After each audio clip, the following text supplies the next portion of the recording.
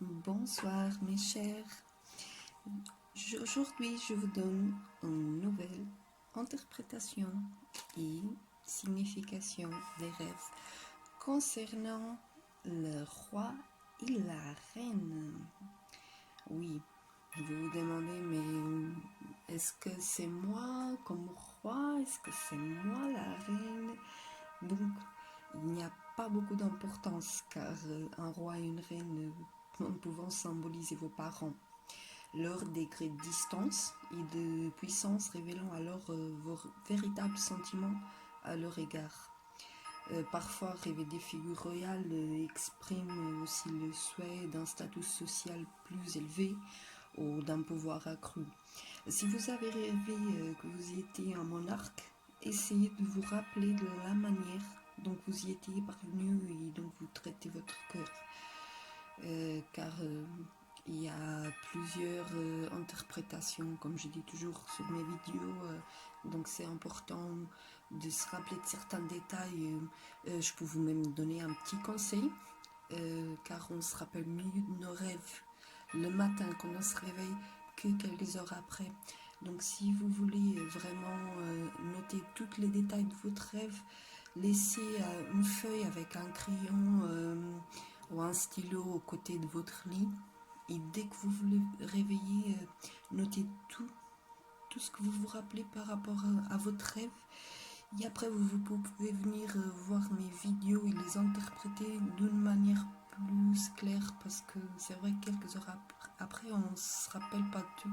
Et c'est tout à fait normal avec notre quotidien, notre vie. C'est tout à fait normal.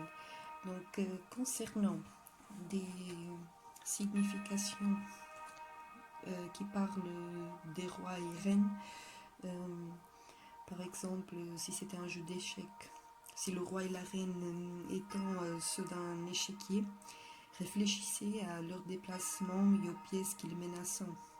Un roi en échec pour représenter aussi une figure féminine qui étuffe votre personnalité.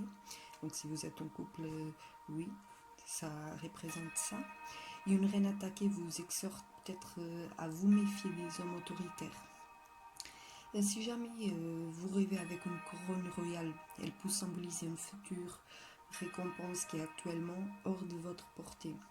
Parallèlement, rêver de couronnement d'un roi est souvent interprété comme le signe d'un bon déroulement d'une affaire professionnelle ou financière en cours.